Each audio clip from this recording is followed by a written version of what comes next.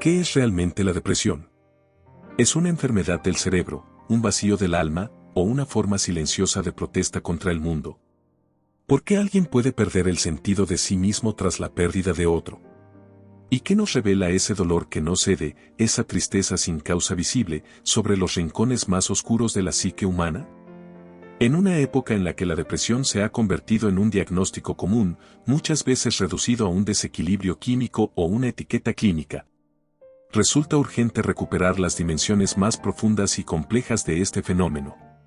A lo largo de la historia, el sufrimiento psíquico ha adoptado diferentes nombres: melancolía, tristeza, duelo, desesperanza. Pero fue Sigmund Freud, fundador del psicoanálisis, quien ofreció una de las interpretaciones más lúcidas y perturbadoras de la depresión, a la que él denominó melancolía, como una pérdida que no solo afecta al mundo exterior del sujeto, sino que hiere su yo más íntimo. En su ensayo Duelo y Melancolía de 1917, Freud distingue entre el proceso normal de duelo, como respuesta a una pérdida concreta y reconocida, y la melancolía, una afección más enigmática, donde el objeto perdido no siempre es consciente y donde la pérdida se vuelve un conflicto interior. El melancólico, más que simplemente sufrir, parece haberse vuelto contra sí mismo. Se reprocha, se devalúa, se autocastiga. ¿Por qué? Freud postula que el dolor que no puede ser dirigido hacia afuera se vuelve contra el yo. Esta dinámica íntima, donde el amor perdido se transforma en agresión dirigida hacia uno mismo, constituye el núcleo de su teoría. Comprender la depresión desde Freud implica pensarla no como una falla orgánica, sino como un drama interior, un juego de identificaciones, rechazos, represiones y ambivalencias. No hay en ella una simple tristeza, sino una batalla entre el amor, el odio y la imposibilidad de soltar lo perdido. El sujeto no llora únicamente al otro, sino a una parte de sí mismo que se ha disuelto junto con ese otro. Por eso, el lenguaje clínico de los manuales diagnósticos no alcanza a captar la tragedia interna que representa la melancolía.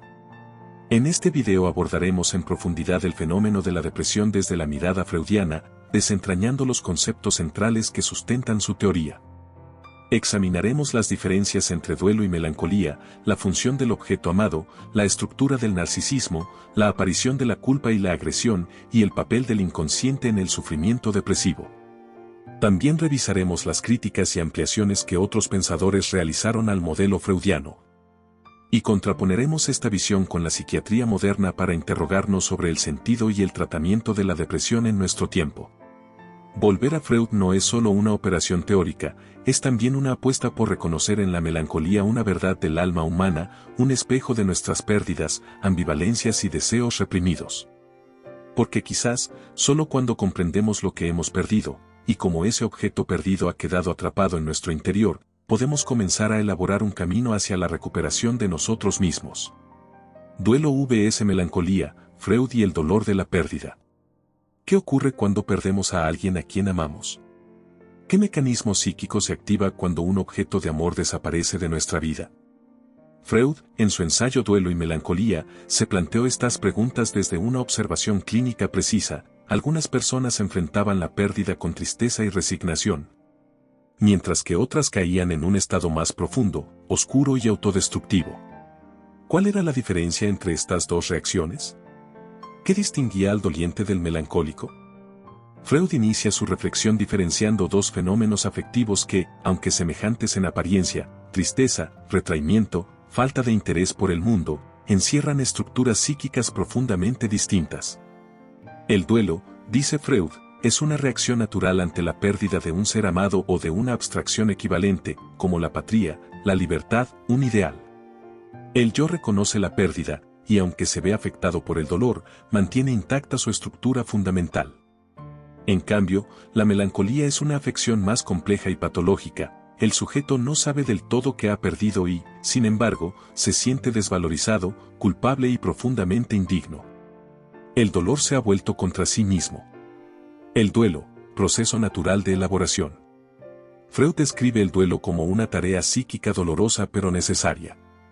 El yo, enfrentado a la ausencia del objeto amado, debe realizar un trabajo interno, desligar la libido, la energía psíquica del amor, del objeto perdido. Este proceso no se da de forma instantánea, requiere tiempo, recuerdos, confrontaciones y una lenta aceptación de que ese objeto ya no está. Durante este periodo, el doliente se muestra abatido, retira su interés del mundo exterior y permanece absorbido por su dolor. No obstante, esta retracción no es definitiva. A medida que la libido se desvincula del objeto ausente, el sujeto va recuperando su energía vital y su capacidad para establecer nuevos vínculos. Freud subraya que el duelo no implica una pérdida del yo, sino una suspensión temporal del deseo. El yo, aunque entristecido, permanece fuerte y coherente. Por eso, el duelo no es patológico, sino un trabajo de elaboración emocional que, cuando se completa, permite al sujeto reintegrarse al mundo. La melancolía, pérdida enigmática e identificación con el objeto. La melancolía, en cambio, plantea un escenario más turbio. Aquí el sujeto experimenta una pérdida, pero no sabe exactamente qué ha perdido. Puede haber habido una separación real, una decepción amorosa, una desilusión narcisista o incluso una pérdida simbólica, pero el objeto perdido no es consciente. Esta ignorancia parcial convierte a la melancolía en una forma de duelo fallido. La libido no se puede desligar del objeto, porque el yo no ha podido reconocer del todo su pérdida. Lo que hace el sujeto melancólico, entonces, no es soltar el objeto, sino incorporarlo en su interior, en un proceso que Freud llama identificación narcisista. El yo se apropia del objeto perdido, lo introyecta y comienza a tratarlo como si fuera una parte de sí mismo. Pero si había sentimientos ambivalentes hacia ese objeto, amor y odio, la agresión contenida se dirige ahora contra el yo. El sujeto comienza a despreciarse, a insultarse, a culparse, a experimentar una profunda pérdida de autoestima. Ya no solo ha perdido a alguien, se ha perdido a sí mismo. Freud lo dice con claridad, la sombra del objeto ha caído sobre el yo. Es decir, el yo está siendo castigado por la pérdida del objeto, pero ese castigo se ha desplazado desde afuera hacia adentro. El sujeto se trata como trataba al objeto perdido, con reproches y agresión. Diferencias fundamentales entre duelo y melancolía. Freud establece varias diferencias clave entre duelo y melancolía. 1. Conciencia de la pérdida. En el duelo, el sujeto sabe lo que ha perdido. En la melancolía, el sujeto no puede precisar el objeto perdido. Hay una pérdida enigmática. 2. Relación con el yo. En el duelo, el yo está triste, pero no disminuido. En la melancolía, hay una profunda desvalorización del yo, que puede llevar incluso a deseos de muerte. 3. Duración y pronóstico. El duelo es temporal y suele resolverse con el tiempo. La melancolía puede volverse crónica y requiere intervención terapéutica. 4. Dinamismo psíquico. En el duelo, la libido se va retirando del objeto perdido y se reinvierte en nuevos objetos. En la melancolía, la libido permanece fijada, provocando estancamiento psíquico. 5. Posibilidad de elaboración. El doliente elabora la pérdida mediante el recuerdo. El melancólico queda atrapado en una identificación destructiva con el objeto perdido. Estas diferencias permiten comprender por qué la melancolía no debe confundirse con una simple tristeza. Es una forma compleja de conflicto interno en el que el sujeto no puede renunciar ni al objeto ni a su odio hacia él, y por eso se convierte en víctima de su propia agresión reprimida. Ejemplos clínicos propuestos por Freud. Aunque Freud no ofrece viñetas clínicas detalladas como lo harían los analistas posteriores, sí esboza perfiles de pacientes que presentan esta estructura melancólica. Habla, por ejemplo, de personas que, tras una decepción amorosa, no logran recuperarse y caen en un estado de abatimiento extremo, con autorreproches intensos que no se justifican por los hechos. Un ejemplo típico podría ser el de alguien abandonado por su pareja, que en lugar de sentir solo tristeza por la pérdida, comienza a decirse a sí mismo cosas como, no valgo nada, soy un estúpido, nadie podrá amarme jamás.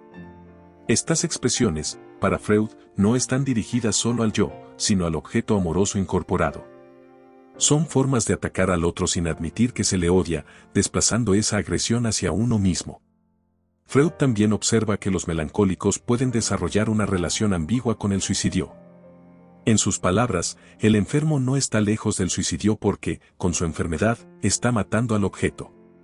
El yo se convierte en un campo de batalla entre la libido y la pulsión agresiva, entre el amor que no se puede soltar y el odio que no puede expresarse abiertamente. El suicidio, en este sentido, sería la culminación trágica de esta ambivalencia insoportable. La melancolía, entonces, no es simplemente una forma más intensa de duelo. Es un proceso radicalmente distinto, un conflicto entre el yo y su objeto interiorizado, una batalla entre deseo y hostilidad que se libra en las profundidades del inconsciente. Mientras el doliente trabaja con el tiempo para deshacer su vínculo con lo perdido, el melancólico queda atrapado, identificado con el objeto, y devastado por una agresión que no puede externalizar. Esta diferencia será la base para comprender, en los siguientes temas a tratar, cómo el narcisismo, la culpa y el inconsciente participan en la configuración de la depresión según Freud. El objeto perdido, deseo, amor y narcisismo. Toda forma de amor es, en última instancia, una elección de objeto. Y esa elección, lejos de ser arbitraria, responde a una economía libidinal que se estructura desde la infancia. Para Freud, el deseo no es simplemente una fuerza espontánea, sino una energía psíquica, la libido, que se orienta hacia objetos particulares, según las huellas del inconsciente. A continuación exploraremos el papel del objeto en la teoría freudiana, cómo se constituye el amor, qué ocurre cuando ese objeto se pierde, y por qué el narcisismo se vuelve clave para comprender la estructura de la melancolía. El objeto en la economía libidinal. Desde sus primeros desarrollos teóricos, Freud concibe a la libido como la energía del deseo sexual, pero en un sentido amplio, no exclusivamente genital. Esta libido se inviste, es decir, se deposita afectivamente, sobre personas, ideas, ideales o imágenes que se constituyen como objetos del deseo. Tales objetos no son simplemente cosas externas, son construcciones internas, marcadas por las experiencias infantiles, las identificaciones parentales y los conflictos edípicos. Así, el objeto amoroso puede ser un otro real o una figura idealizada que encarna una satisfacción imposible. La elección de objeto, en consecuencia, no es libre ni transparente. Freud distingue dos grandes tipos de elección. 1. Por apuntalamiento, anaclítica. El sujeto ama a quien ha sido fuente de satisfacción en la infancia, por ejemplo, la madre que alimenta o el padre protector. 2. Por narcisismo, el sujeto ama en el otro una versión de sí mismo, ya sea como fue, como es, o como quisiera ser. Estas dos modalidades no se excluyen, sino que se combinan en cada relación amorosa. El objeto es, en definitiva, el soporte donde el yo invierte su deseo. El apego al objeto amoroso. Cuando el sujeto ama, entrega una parte de su yo al objeto. Invierte libido, fantasías, expectativas y deseos. Esta entrega lo enriquece, pero también lo vuelve vulnerable, el objeto se vuelve esencial para su equilibrio interno. Por eso, toda pérdida amorosa es potencialmente traumática. Lo que está en juego no es solo una persona, sino el lugar que esa persona ocupaba en la arquitectura del deseo del sujeto. Freud señala que el amor siempre conlleva una tensión entre el yo y el objeto. Para amar, el sujeto debe sacrificar parte de su narcisismo. Este sacrificio implica reconocer la importancia del otro, ceder poder, aceptar la dependencia. Cuando el amor es correspondido, esa pérdida narcisista se compensa. Pero cuando el objeto se aleja, muere o decepciona, ese equilibrio se rompe. Aquí aparece la pregunta crucial: ¿qué hace el sujeto con el deseo que quedó huérfano? La pérdida del objeto y la reacción psíquica. Cuando el objeto amado desaparece, el sujeto se enfrenta a una disyuntiva, o elabora la pérdida, como en el duelo, o queda atrapado en una fijación melancólica. Esta diferencia depende, en parte, del grado de identificación narcisista con el objeto. En el duelo sano, el yo reconoce la pérdida, sufre, recuerda, llora, y finalmente libera la libido invertida en el objeto. El amor se apaga lentamente y la energía psíquica se redirige hacia nuevos objetos o ideales. El sujeto sobrevive a la pérdida porque no estaba totalmente fundido con el otro. En cambio, en la melancolía, el yo no logra separarse del objeto. En vez de abandonarlo, lo introyecta, lo incorpora psíquicamente, lo hace parte de sí mismo. Pero esa incorporación no es amorosa, sino conflictiva. Si la relación con el objeto incluía ambivalencia, es decir, amor y odio simultáneos, el odio ahora se dirige contra el yo. Freud describe este proceso con una lucidez perturbadora: la sombra del objeto ha caído sobre el yo. El sujeto no puede odiar abiertamente al objeto perdido, porque está demasiado identificado con él. Entonces, lo odia en sí mismo. De ahí proviene el tono cruel y acusador del discurso melancólico: soy un inútil, no merezco vivir, todo lo hago mal. En realidad, estas palabras no describen al yo, sino al objeto, pero el yo ha quedado tomado por él. Narcisismo y melancolía. El narcisismo es clave para entender la diferencia entre duelo y melancolía. En el duelo, el objeto perdido es claramente otro. En la melancolía, el objeto ha sido absorbido por el yo, y esa absorción implica un retorno al narcisismo primario. Es decir, el yo vuelve a tratarse a sí mismo como objeto de amor y odio. Freud desarrolla este concepto en Introducción al Narcisismo de 1914, donde afirma que todo sujeto atraviesa una fase de narcisismo primario, una etapa en la que el yo es su propio objeto de deseo. Con el tiempo, esta libido narcisista se desplaza hacia objetos externos. Sin embargo, en situaciones de pérdida, el sujeto puede regresar a ese estado primario, invistiendo al yo con la carga libidinal del objeto desaparecido. Este retorno es lo que ocurre en la melancolía. Pero lejos de ser una restauración del amor propio, se trata de una identificación destructiva. El yo se convierte en escenario de una batalla interna entre el deseo de retener al objeto y el odio por su abandono.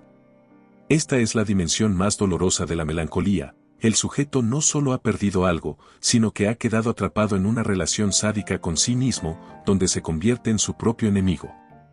Freud lo expresa en términos casi trágicos: el melancólico no tiene energía para el mundo exterior, porque toda su libido está replegada sobre el yo. Y ese yo está ocupado por un objeto hostil. Consecuencias clínicas, de la desvalorización a la pulsión de muerte. Las consecuencias de este proceso son profundas. El melancólico no solo se siente triste, sino vacío, sin valor, culpable, indigno de ser amado. Estos sentimientos no provienen de una evaluación objetiva, sino de una dinámica interna en la que el yo es castigado por el objeto que ha incorporado. En los casos más extremos, esta dinámica puede culminar en el deseo de autodestrucción. El suicidio, según Freud, no es simplemente el acto de una voluntad desesperada, sino la expresión final de una identificación con un objeto odiado que ha sido vuelto contra el yo. El sujeto mata en sí mismo lo que no pudo soltar. En ese gesto trágico, el melancólico se convierte en el verdugo del objeto que amó, pero también en su víctima. Esta paradoja es central en la concepción freudiana de la depresión. El sujeto no sabe a quién está castigando. Cree que se desprecia a sí mismo, pero en realidad está ejecutando una agresión contra un otro que ya no puede alcanzar. Por eso, todo intento de consuelo racional fracasa. El conflicto no está en el presente, ni en lo consciente, sino en lo más profundo del aparato psíquico. Comprender el papel del objeto en la melancolía implica asumir que el deseo no desaparece con la pérdida, se transforma. Se vuelve ambivalente, agresivo, hostil. Y si no encuentra una vía de expresión simbólica, puede convertirse en autodestrucción. Más adelante abordaremos cómo este conflicto se vincula con la culpa inconsciente, la estructura del superyo, y la función del síntoma depresivo en la economía del sujeto. Autoacusación, culpa y agresión, el yo contra sí mismo. ¿Por qué el sujeto melancólico se convierte en su peor enemigo? ¿Por qué, frente a la pérdida, en vez de simplemente sufrir o resignarse, se acusa con saña, se desprecia y llega incluso a desear su propia desaparición? Este tema consiste en el mecanismo por el cual la agresión originalmente dirigida al objeto perdido se vuelve contra el yo, bajo la forma de culpa y autoacusación, con la participación determinante del superyo. Exploraremos también la relación entre estos fenómenos y la pulsión de muerte, un concepto clave que Freud introduce tardíamente, pero que permite iluminar las formas más extremas del sufrimiento melancólico. El sujeto melancólico y la autodestrucción. A diferencia del doliente, que llora por el otro, el melancólico se acusa a sí mismo. No se limita a sentir tristeza, se llama inútil, indigno, malo, culpable. Sus palabras no son simples lamentos, sino verdaderos actos de agresión verbal: no valgo nada, todo lo arruino, soy un peso para los demás. Lo notable es que estas autoacusaciones resultan muchas veces excesivas o infundadas, desproporcionadas respecto a los hechos reales. Freud se pregunta, ¿por qué el melancólico se maltrata así? La clave de su respuesta radica en el mecanismo de la introyección. Como vimos en el anteriormente, el sujeto melancólico no logra hacer el duelo del objeto perdido. En vez de renunciar a él, lo incorpora psíquicamente, lo mete dentro de sí. Y si el vínculo con ese objeto era ambivalente, esto es, si coexistían amor y odio, entonces ese odio no puede expresarse directamente, porque el objeto ahora es parte del yo. La consecuencia es trágica, el odio al objeto se vuelve contra el yo. El sujeto comienza a maltratarse no porque se odie en sí mismo, sino porque el objeto odiado está en él. Esta es una de las ideas más poderosas de Freud en Duelo y Melancolía. El reproche que el melancólico se hace a sí mismo encierra en el fondo un reproche al objeto perdido. Lo que parece autocrítica es en realidad una crítica encubierta al objeto que no puede ser elaborada ni reconocida. La agresión desviada y el papel del superyo. Freud había descrito en El yo y el ello en 1923 la existencia de una instancia psíquica que actúa como juez interno, el superyo. Se trata de una instancia heredera de la autoridad parental e introyección de normas, que vigila, exige y castiga. En condiciones normales, el superyo regula la conducta moral. Pero en la melancolía, esta instancia se vuelve cruel. El superyo melancólico actúa con una severidad desmedida. Ya no protege al yo, sino que lo ataca con violencia. Freud afirma que en estos casos, el superyo está despiadadamente agresivo, como si se hubiera aliado con la pulsión de muerte. El yo queda entonces sometido a una persecución interna que no da tregua. Se siente juzgado constantemente, como si llevara dentro un tribunal hostil, una conciencia sádica que nunca queda satisfecha. Esta relación entre el superyo y el yo en la melancolía es asimétrica. El yo queda debilitado, sin energía, mientras el superyo lo acosa con demandas imposibles. Esta configuración no solo produce culpa, sino también parálisis vital. El sujeto no puede actuar, no puede decidir, porque todo intento es anticipadamente condenado por ese juez interno. La vida se detiene bajo el peso de una culpa que no es clara, pero sí devastadora. La culpa sin crimen, lo inconsciente en la melancolía. Una de las paradojas más inquietantes de la melancolía es que el sujeto se siente culpable sin saber exactamente de qué. A diferencia del neurótico obsesivo, que teme castigos por pensamientos inmorales, el melancólico ya se siente castigado, como si una condena hubiera sido pronunciada sin juicio previo. Freud se pregunta, ¿de dónde viene esta culpa sin causa evidente? La respuesta está en el inconsciente. Muchas veces, el objeto perdido no ha sido simplemente amado, sino también odiado en secreto. Es decir, el sujeto deseaba algo de ese objeto, reconocimiento, amor, exclusividad, pero también sentía rabia, envidia o frustración. Cuando ese objeto desaparece, no solo se pierde su amor, sino que ya no es posible reparar el odio que se le tuvo. Entonces, emerge la culpa. La culpa melancólica no nace del remordimiento consciente, sino del conflicto inconsciente. He odiado a quien amaba, y ahora que se ha ido, no puedo perdonarme por ello. El castigo que el yo se inflige es una forma de expiar ese deseo de muerte reprimido. Así, la melancolía es una experiencia profundamente ambigua. Duelo, culpa y castigo se entremezclan en un nudo que el sujeto no puede desatar. La pulsión de muerte y la tendencia autodestructiva. En Más allá del principio del placer de 1920, Freud introduce un concepto que marcará un giro en su teoría, la pulsión de muerte. Hasta entonces, había concebido la vida psíquica como regida por el principio del placer y la búsqueda de satisfacción. Pero al observar ciertos fenómenos, repetición compulsiva, masoquismo, autoboicot, melancolía, se dio cuenta de que hay en el aparato psíquico una tendencia contraria. El inconsciente y el secreto de la melancolía. En la melancolía, el sujeto sufre, pero no sabe exactamente por qué. A diferencia del duelo, donde la pérdida es clara y reconocida, la melancolía es un enigma, el dolor es real, pero el objeto perdido permanece oscuro, incierto o directamente inconsciente. Freud subraya esta diferencia en Duelo y Melancolía, donde señala que en la melancolía el enfermo sabe a quién ha perdido, pero no sabe qué ha perdido en él. En esta afirmación se condensa el misterio melancólico. Hay algo perdido, pero lo perdido es más que el objeto visible, es un vínculo, un deseo, una parte del yo, una imagen ideal. Esta sección indagará en el papel del inconsciente, la represión y la ambivalencia en la constitución de la melancolía y en cómo esta opacidad tiene consecuencias clínicas importantes. Lo que el sujeto no sabe que ha perdido. Cuando Freud afirma que el sujeto melancólico no sabe que ha perdido, aunque sepa a quién, no está diciendo simplemente que haya una confusión emocional. Está señalando algo más profundo: el objeto de la pérdida es inconsciente y el duelo es imposible porque no hay claridad sobre lo que se llora. Este objeto perdido puede no ser una persona concreta, sino una función psíquica que esa persona representaba: el ideal del yo, la validación narcisista, el amor exclusivo, la admiración. En muchos casos, lo que el sujeto ha perdido no es a ella o él en sí, sino la imagen de sí mismo que existía en relación con ese otro. Y si esa imagen era inconsciente, también lo será el dolor por su pérdida. Por ejemplo, un paciente puede deprimirse profundamente tras la muerte de un padre con quien tenía una relación conflictiva. A nivel consciente, experimenta tristeza. Pero en el fondo, el dolor proviene no solo del fallecimiento, sino de la imposibilidad de reconciliación, del odio reprimido, de la culpa no elaborada.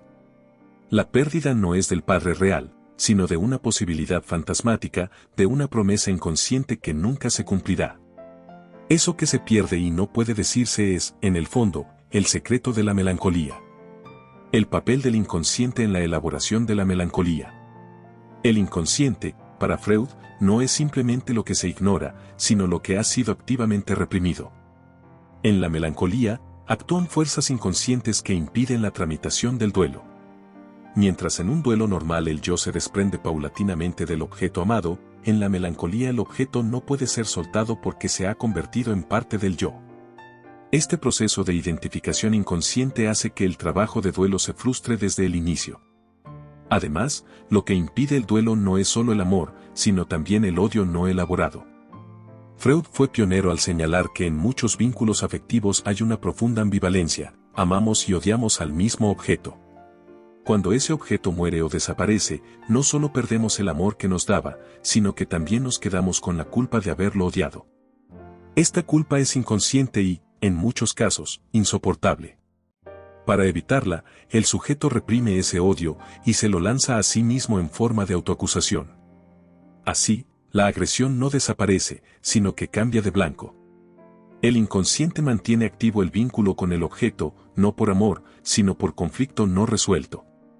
Este vínculo parasitario, en el que el objeto vive dentro del yo como una presencia hostil, impide la elaboración simbólica de la pérdida.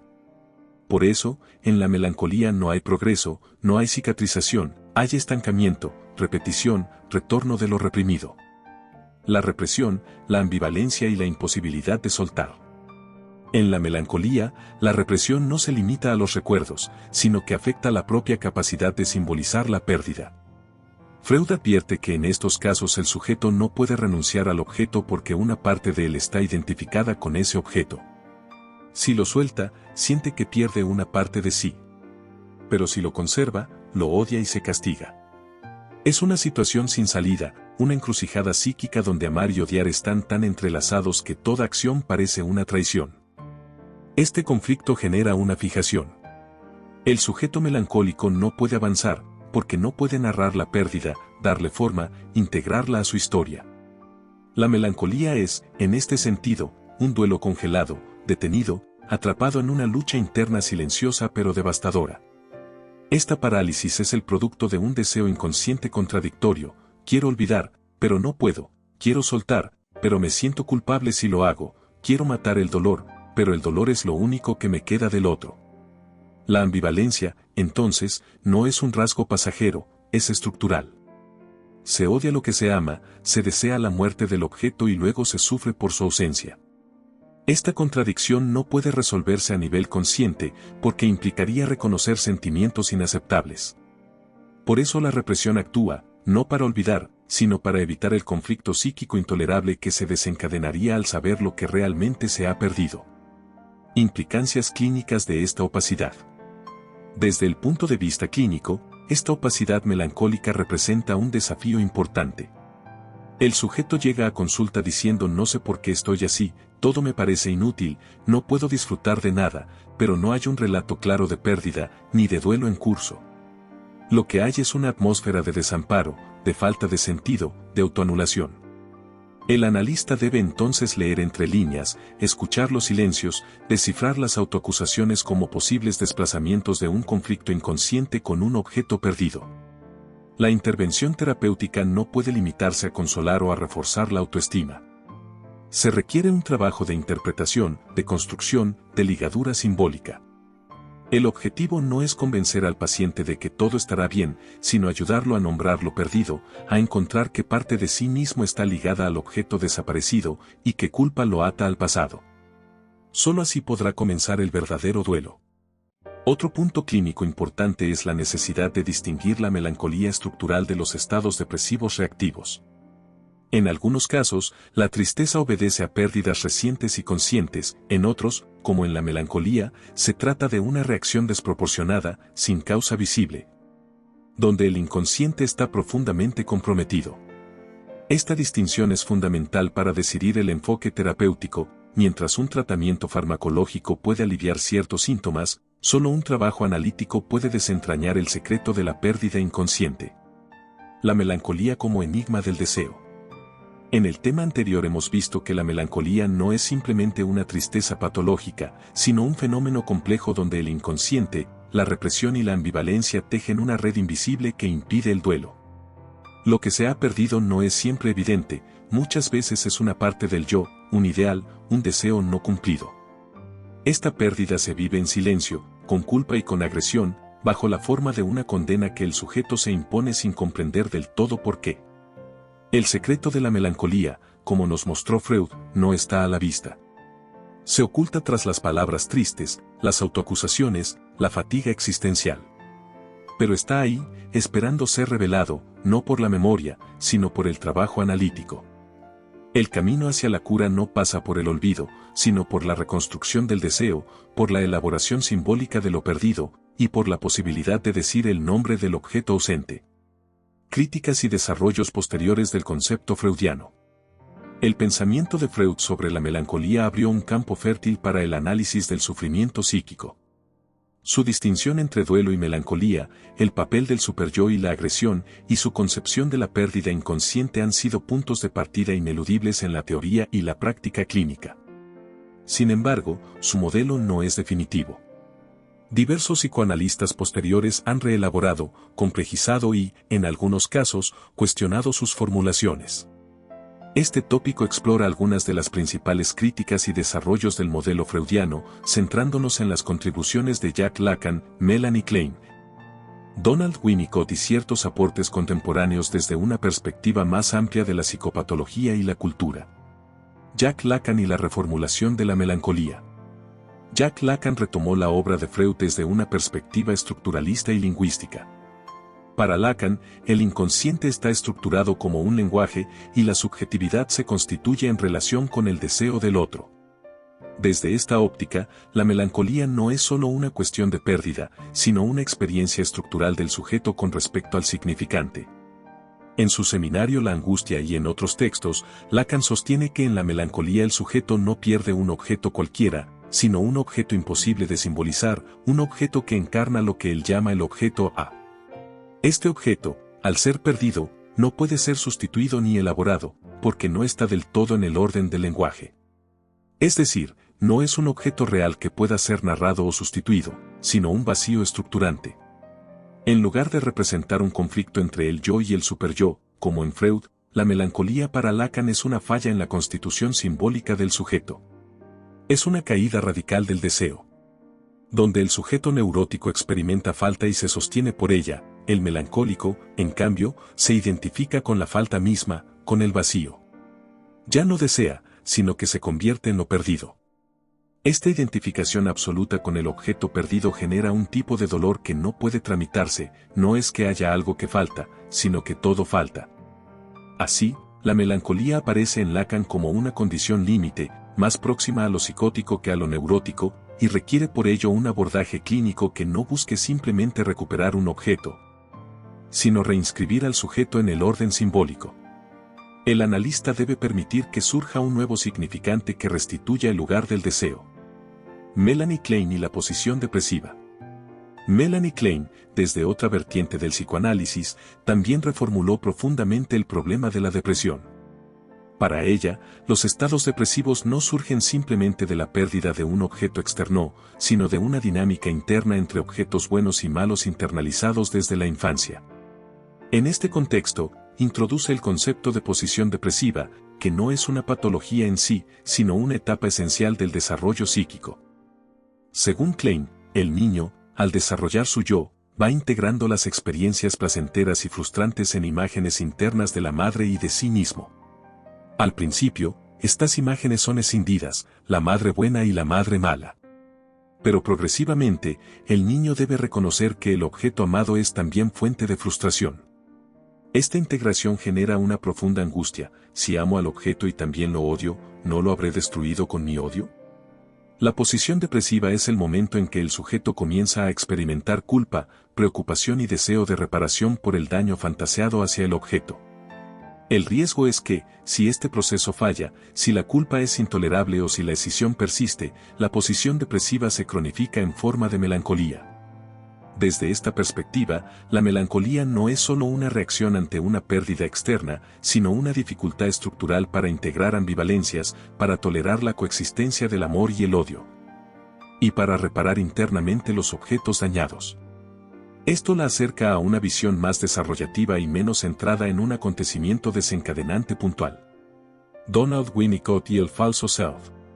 Donald Winnicott, por su parte, abordó la depresión desde una óptica más relacional. Su noción de falso self permite entender cómo algunos estados depresivos se gestan en función de adaptaciones tempranas excesivas al entorno, especialmente a un entorno que no ha podido sostener la espontaneidad del niño.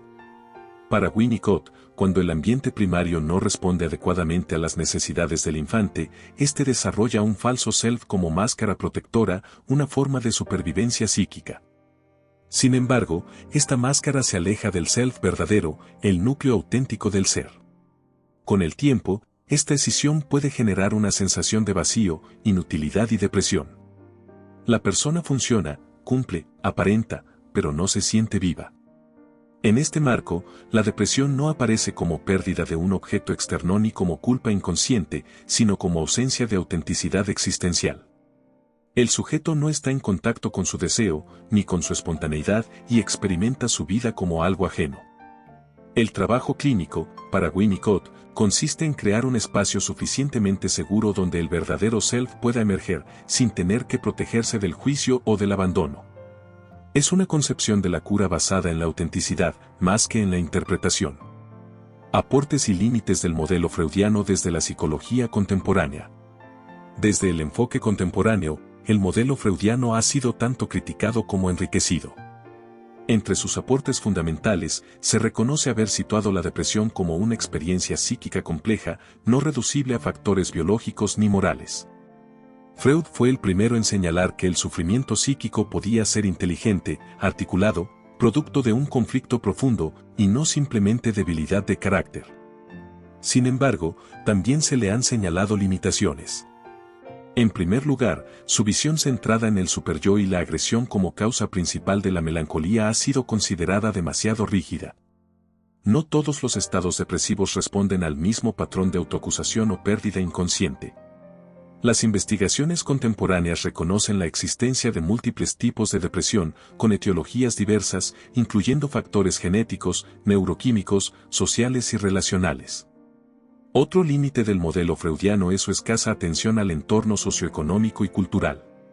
Hoy sabemos que la depresión no puede desligarse de contextos de violencia, precariedad, alienación laboral, discriminación o abuso. La psicología crítica, la psicoterapia existencial y la salud mental comunitaria han señalado que la depresión puede ser también una respuesta a condiciones de vida opresivas, y no solo una cuestión intrapsíquica. No obstante, las categorías freudianas, melancolía, duelo, superyo, pulsión, siguen siendo herramientas valiosas, especialmente cuando se entienden como estructuras abiertas a la complejidad del sujeto moderno. La clave está en articularlas con nuevas perspectivas, sin perder la profundidad del enfoque psicoanalítico. Un legado en transformación. Freud abrió un camino. Su concepción de la melancolía como duelo fallido, como lucha interna entre el yo y un objeto perdido, sigue siendo una matriz potente para pensar el sufrimiento psíquico. Sin embargo, no fue el único en transitar ese camino. Lacan profundizó el problema desde el lenguaje y el deseo, Klein desde la ambivalencia infantil, Winnicott desde el vínculo temprano con el entorno. Cada uno aportó una mirada distinta sobre el mismo núcleo, la dificultad para perder sin destruirse, para sostener el dolor sin quedar atrapado en él. La psicología contemporánea, por su parte, continúa ese legado con nuevos lenguajes, nuevas ciencias, nuevas urgencias. En ese diálogo entre lo viejo y lo nuevo, la figura de Freud no pierde vigencia, sino que se reinventa como un interlocutor necesario. Freud frente a la psiquiatría moderna, ¿es la depresión una enfermedad? La depresión es hoy una de las principales causas de sufrimiento psíquico a nivel mundial. Desde los manuales diagnósticos como el DSM-5 hasta las campañas de salud pública, se la describe como una enfermedad mental con base biológica, síntomas definidos y tratamientos eficaces. Particularmente los psicofármacos y las terapias cognitivo-conductuales.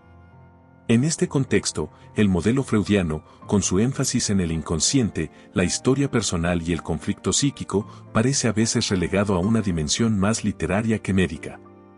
¿Pero qué se pierde cuando medicalizamos el sufrimiento? ¿Es la depresión solo una alteración química del cerebro? ¿Qué nos permite ver Freud que la psiquiatría moderna no contempla?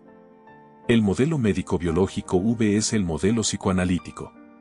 El paradigma psiquiátrico dominante desde mediados del siglo XX se apoya en una visión biomédica del trastorno mental. En este enfoque, la depresión se concibe como una disfunción neuroquímica en la que habría un déficit de neurotransmisores como la serotonina, la dopamina o la noradrenalina. Esta alteración cerebral daría lugar a los síntomas observables: tristeza profunda, anedonia, fatiga, trastornos del sueño, desesperanza, ideación suicida, entre otros.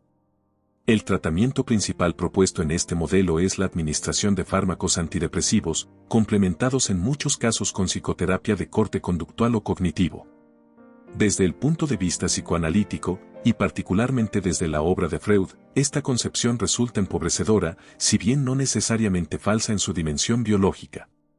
Para Freud, el síntoma psíquico no es un simple desajuste químico, sino la expresión cifrada de un conflicto inconsciente que involucra al sujeto en su totalidad: historia, deseo, represión, culpa, pérdida, ambivalencia. La melancolía, como él la conceptualizó, no puede reducirse a una fórmula bioquímica. Es, ante todo, una respuesta psíquica al duelo no asumido, a una pérdida no simbolizada. No hay enfermedad en sentido médico estricto, sino un drama subjetivo, una lucha interna que se manifiesta en el abatimiento, la inhibición, el autorreproche.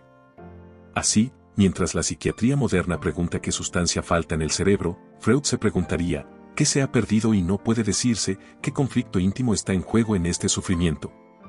La crítica del psicoanálisis a la psicofarmacología.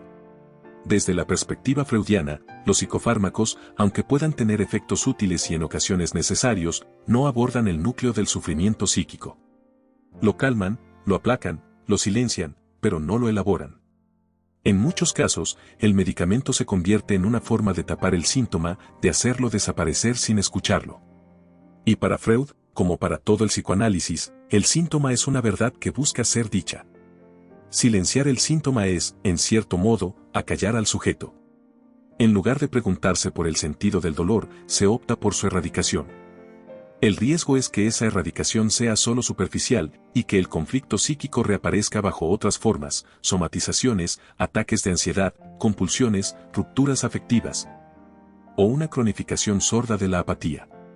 Además, la psicofarmacología se inserta dentro de una lógica social de la inmediatez y la productividad: lo que no funciona debe ser reparado rápido, lo que duele debe ser eliminado. En este sentido, el tratamiento farmacológico puede convertirse en una herramienta de normalización subjetiva, más que en una vía de cura. El sujeto debe volver a trabajar, a cumplir, a rendir, aunque no comprenda por qué dejó de hacerlo. Freud, en cambio, nos invita a hacer hablar el síntoma, a escucharlo como metáfora de un conflicto, como índice de una verdad desplazada. No propone suprimirlo de inmediato, sino interpretarlo, traducirlo, elaborarlo. La cura, para el psicoanálisis, no es anestesia, sino transformación del sujeto a través de su verdad. ¿Qué perdemos cuando medicalizamos el sufrimiento? Al reducir la depresión a una enfermedad cerebral, perdemos el espesor simbólico del malestar. Perdemos la posibilidad de entender la tristeza como respuesta a la historia, a la pérdida, a la culpa, al deseo frustrado. Perdemos la dimensión ética del síntoma, su enraizamiento en el lenguaje y en el lazo con los otros. Medicalizar el sufrimiento también implica una desresponsabilización del sujeto. No se trata aquí de culpabilizarlo, sino de devolverle su lugar activo en la producción de su malestar. En el modelo médico, el sujeto es un paciente pasivo al que se le administra un tratamiento. En el modelo freudiano, en cambio, el sujeto es protagonista de su drama, aunque no lo sepa. La cura exige su participación, su deseo, su palabra. Además, la medicalización tiende a homogeneizar el sufrimiento. Todos los deprimidos se parecen, todos deben ser tratados con los mismos protocolos. Se pierde así la singularidad del caso, la especificidad de cada historia.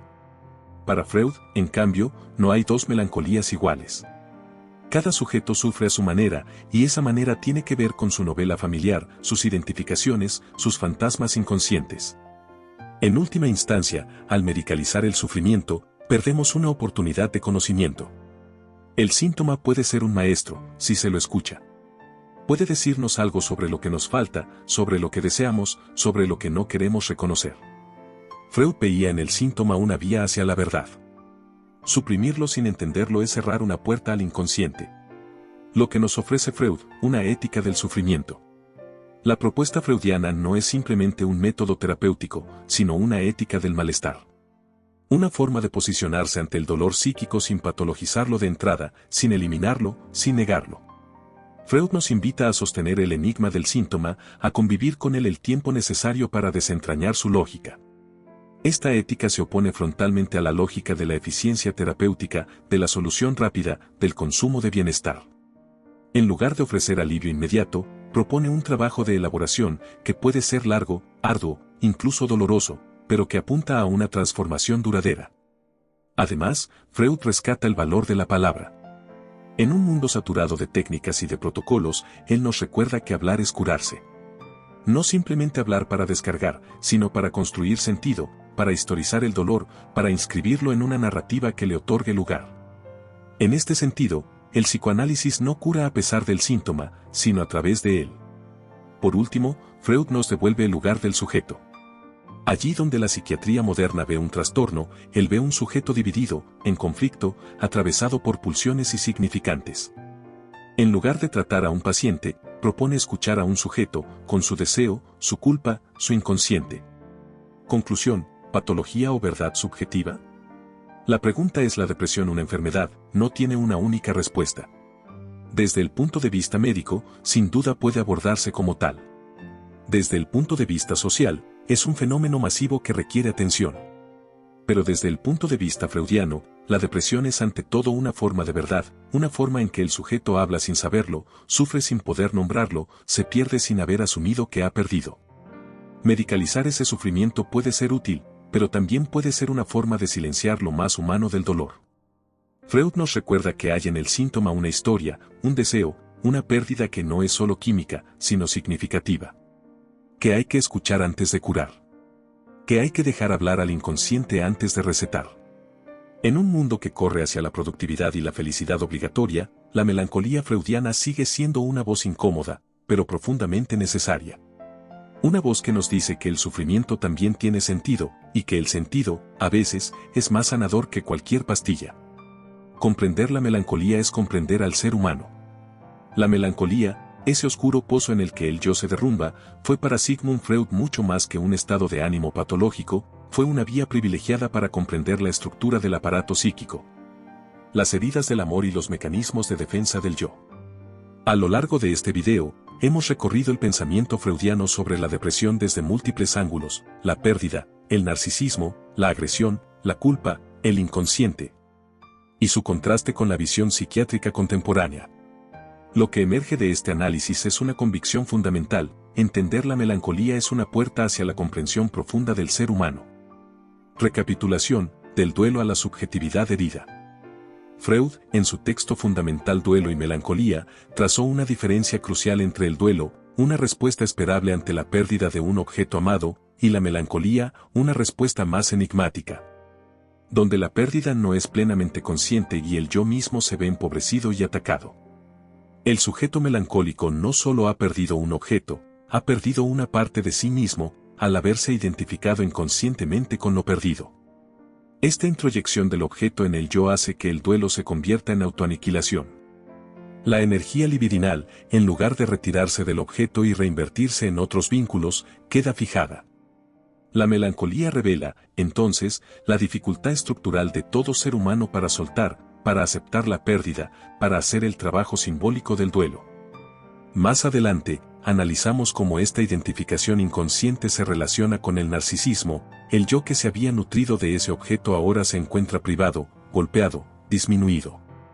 La melancolía es, en muchos casos, una forma en que el narcisismo se enfrenta a su propio límite. Al no poder tolerar la pérdida, el yo prefiere odiarse, destruirse, culparse. Ese odio vuelve el foco sobre una dinámica clave, la agresividad. La melancolía es una forma de violencia contra uno mismo. Freud nos mostró que la hostilidad reprimida hacia el objeto perdido se vuelve contra el yo, como una especie de castigo inconsciente. El superyo, actuando como un juez despiadado, exige expiación. La culpa melancólica no siempre es proporcional ni racional, muchas veces es una forma de agresión que el sujeto no puede dirigir hacia afuera y que, por tanto, se vuelve contra sí.